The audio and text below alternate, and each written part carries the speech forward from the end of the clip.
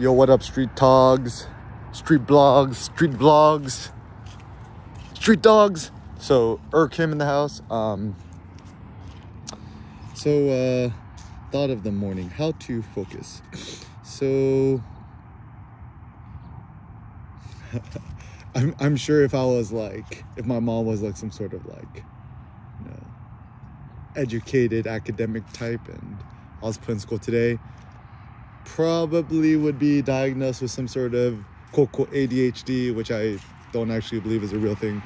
I think when kids get pathologized as ADHD, essentially the school system is just not dynamic enough to engage the genius capabilities of children.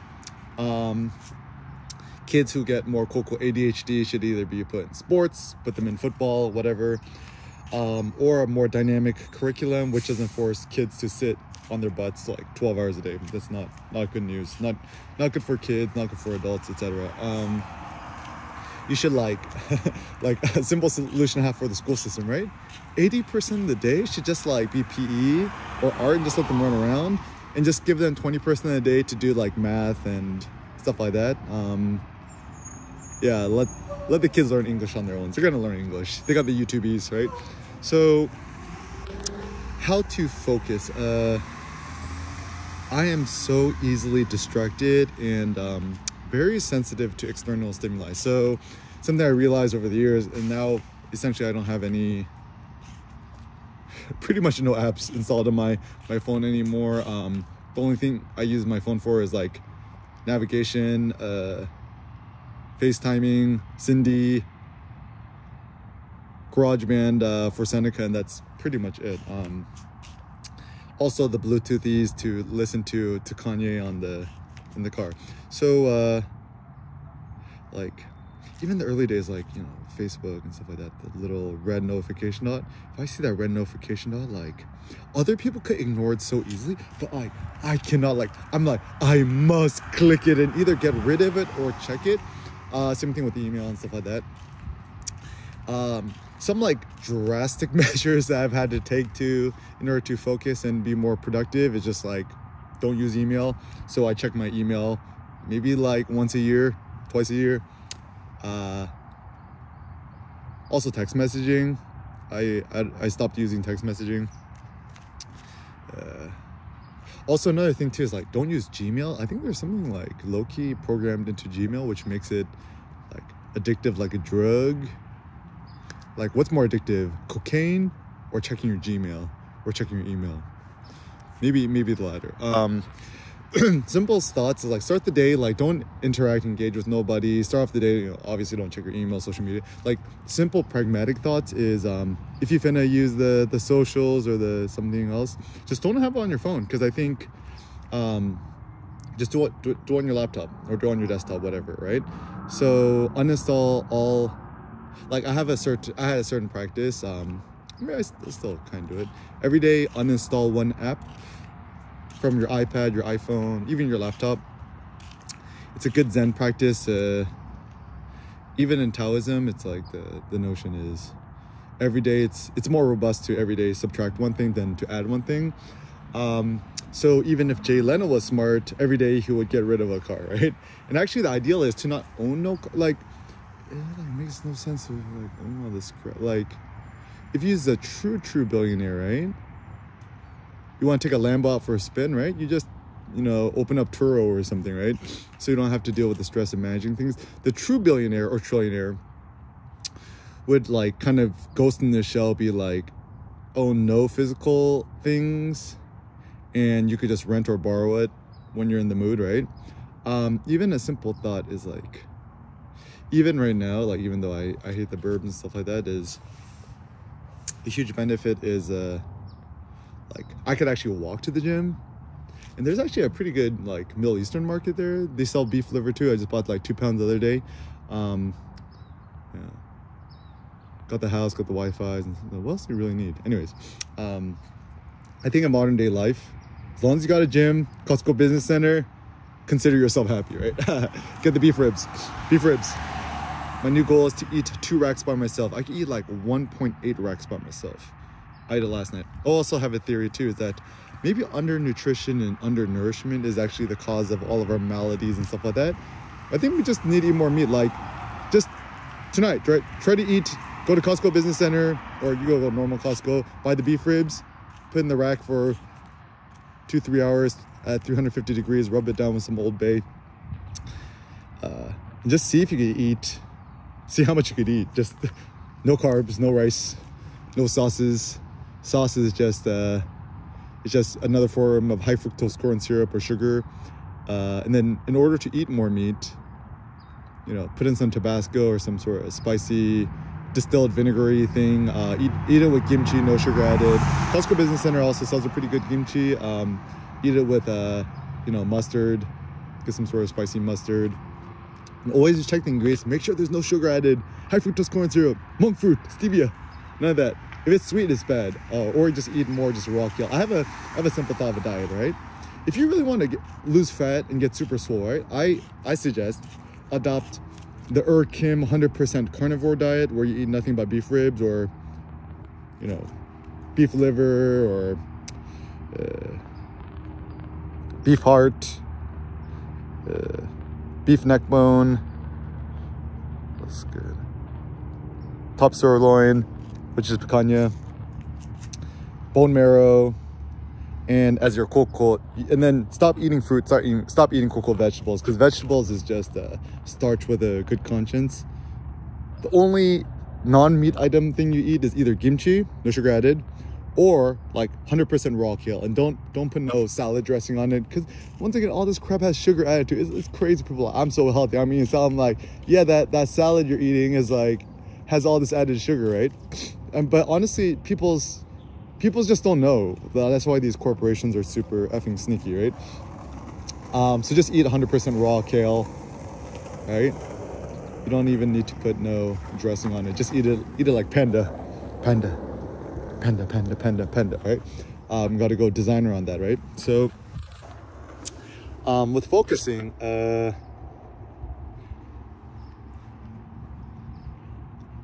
I think everybody has interesting thoughts, and typically people wake up in the morning with creative thoughts, but then that's kind of crowded out by some external stimuli. So assuming that, you know, you're a creative person, you know, innovator, entrepreneur type, artist type, I really do believe that everybody would benefit from an iPad Pro, the small one. Don't get the big one. Big one's for losers. Don't be a loser. Steve Jobs would have hated it. I'm like, man, every time I go to the Apple store, I get more and more disappointed. I'm like, definitely got a short Apple. Make the big bucks. So the reason why I really like the iPad Pro, especially standing, right? Essentially, it's kind of like what Steve Jobs envisions, like kind of the perfect device is that, like, A, you're able to be mobile, like, you know, laptop. I really think laptops are bad for your health, even though they are kind of more effective and efficient, because you're tethered to either sitting, standing, crouching, and you can't like hold your laptop and walk around with it. So like, even as I'm doing these vlogs, right? You know, I'm just in the front lawn, just walking around, enjoying the nice natural light, even though it's a little bit cold, it's a little bit chilly. You could see some condensation on the windshields, right? It's funny actually, because like in Southern California, it's certainly not as cold as the East Coast, but like nighttime it gets pretty cold. It like dips into the 40s sometimes. It's just what I love about SoCal is at least the sun is warm, but once you're in the shade, it's no bueno. So regardless of where you are, get the down jacket, get the down vest. I really think that buying a new Canada Goose jacket or something, or some nice Gore-Tex boots, La Sportiva is good. I got mine at REI, like $200, totally worth it. Tend to be good if you're dealing with cold weather. I actually think like your jacket and your clothes is probably more important than your phone and also your car. But anyways, with focusing, I really think that it's funny to work too. It means to make, right? So, like, I think most modern day people, when it comes to quote working, it's like, you essentially just like, what do you do for a living? Send emails and put together PowerPoint presentations. It's like, what a horrible existence. It's like modern day Fight Club. Rewatch Fight Club. It's or Google Fight Club Life Lessons or Eric Kim Fight Club Life Lessons. I did a pretty good analysis on it. It's really this is like a quote in the movie. It's like, even drones can fly away, the queen is their slave, or something like that. So if you're in a position you can't fly away from your job because you got a mortgage and stuff like that, reconsider your situation. You're fragile. You're quite fragile. Don't be fragile. We want to be anti-fragile. Morning. And what if you just think to yourself, like, what if you focus 99% of your life on creating things, making stuff, whether it be videos, vlogs, blogs, email newsletters, etc. Google Eric Kim News, get the turbo news, right? The only emails you actually want to get, it's like, man, Eric hasn't sent an email newsletter in a while. It's like, my personal aspiration, a la Nietzsche, is I aspire to do in a single email or email newsletter that most authors try to do in a book, or cannot even do in a book. Ideas move us all. They're the ultimate thing that motivate us. And with focusing, during the day, also intermittent fasting, no breakfast, no lunch. Some sort of cold exposure also tends to be good. Essentially, to focus means to prune away distractions. So everyone has their own different distraction, and I like the notion of like the whole Odysseus, like, you know, tie yourself to the mast and fill your ears with beeswax. I think for myself, I know what my Achilles heels are, my kryptonites is in terms of distractions, and therefore you need to be intelligent and to prune away the distractions. So, for example, if you find yourself too addicted to Instagram or whatever, just delete it from your phone. And I think on the laptop there still might be some sort of like Instagram uploading things if you want to go that route, or better yet, just delete Instagram. I think in modern day life, the greatest acts of courage is what you decide to denounce or delete or get rid of. So even as a photographer, let's say you got like 60,000 followers or whatever, to delete your Instagram is by far the most courageous act that one could do. Like, even consider, right, how people are so fragile. Even our best friend PewDiePie, right? Let's say he just deleted his YouTube account tomorrow. Could he still exist? Could he still do his thing? I don't know. Could he? I would say probably no, right? Like, even our best friend Kanye West, right? He could either stop using Twitter or delete Twitter, but he could still keep doing his thing, right? And so, yeah, just consider to yourself, like, you know, you as a photographer, creative person, or individual, if you deleted your Instagram or, I don't know, Facebook or Twitter or Snapchats, whatever there is out there, could you still exist? Could people still find your stuff? Because if Facebook really was smart, it looks like Facebook is not doing too hot. And also, let us remember, Instagram is owned by Facebook, so people are like, yo, what's your IG, bro? Or like, what's your Instagram? That's like asking somebody, like, what's your Facebook? Like, it's just kind of at this point, just kind of lame, L-A-M-E, right? And if Facebook was intelligent, they would just merge Facebook and Instagram. Just call it Facegram, right? And just make it into one mega Uber app. I think that would actually be quite smart.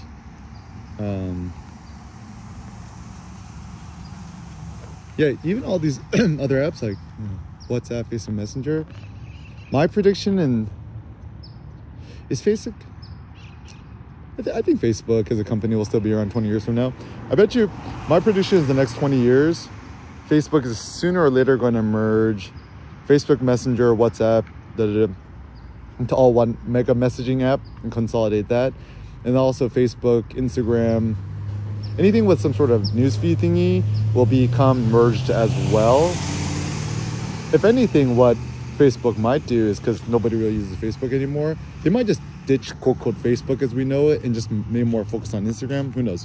Whatever it is, or like also the direct messaging system, Instagram will probably all get merged into one mega app. And then maybe, let's say Facebook's still around 30-40 years from now, it'll just be one mega app. Like, it'll just probably just be called Meta, right? Just one mega app, which is connected to virtual reality. And actually, I think that's where Mark Zuckerberg is quite intelligent and farsighted, because like, for example, if I ran Facebook or Meta, right? My ultimate vision in the next 40 years would be, it would just be one mega app to consolidate everything: virtual reality, online reality, real reality, whatever. You know, they're building the headset. Ideally, they would also probably make some sort of handheld device phone thing, would be a smart thing. But anyways, with focusing, yeah, prune away distractions. Devote your energies towards creating, writing, blogging, vlogging, your photography, publishing. Publish to the YouTubies, to your podcast, to your blog, your email newsletter, sendy.co. The more you create, the more you propagate, the best. And that's the ultimate way to focus. Also to focus, I think sun exposure actually tends to help me. Like having the direct sun in my face, my body, gives me more energies. It actually is like, usually when I wake up in the morning, I just drink a bunch of black coffee, espresso, and then the first thing I try to do is come immediately outside to the front lawn to get some of the morning suns. And actually the sun is actually a better stimulant than any other sort of coffee or stimulant and stuff like that. So know that the sun is our best friend. So even with homes, right? If I built a house, the EK house, right? It would just be a glass cube, right? Now the, what, RH, Restoration Hardware or something? I'm gonna create my own design consultancy. Just if you want some design consulting, just shoot me an email, eric@erickim.com. Got lots of good ideas.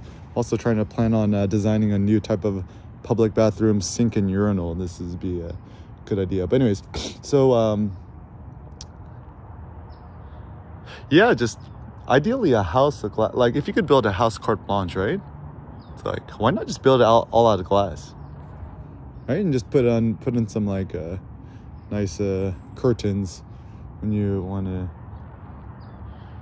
And actually the ideal house is like, what do you really need a house for? To sleep, right? You need a bed. To cook, you need a kitchen. One doesn't really need a living room no more, right? Like, people's like, yeah, you want a big ass house with a kid running around? I'm like, yeah, that's what they call the real world. Seneca would much prefer to be out in the real world, or even in the car, than to be at the house. Even a funny thought I had is like, maybe it's a better financial idea to buy a white Tesla Model S Plaid than to buy a house. I think I still hold by that, or you know, whatever. And even any with work-related things, right? Just try to do everything outdoors while standing or walking around. Like, just try to optimize your lifestyle in which you could do everything on an iPad, just standing and walking around, or just on your iPhone or whatever. Seems to be a good idea. And then the philosophical question is, why focus? Like, what's the point of focusing? The purpose of focusing is you could create more, you'd be happier, less into the pettiness of others. Don't inquire about the, like, even kind of more of a stoic thought I had too. Stop asking about how other people are. Just like, next time you meet up friends, don't ask people like, how are you? Or what's new? Like, that's what I typically do because I don't know what else to ask. Just try to figure out something else to ask. And it's like, don't fill the air. Maybe rather than asking other people how they are, just start talking about like how you are, right? What's new or stuff like that.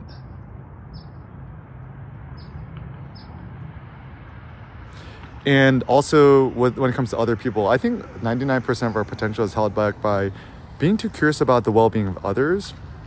So, I mean, this sounds bad, right? But maybe it is a good idea to treat other people like a non-playable character, an NPC, in which just don't interact and engage with them. Don't make eye contact with them. Avert your body and your eyes, because I think all of us are naturally judgmental people. I mean, I know I am, right?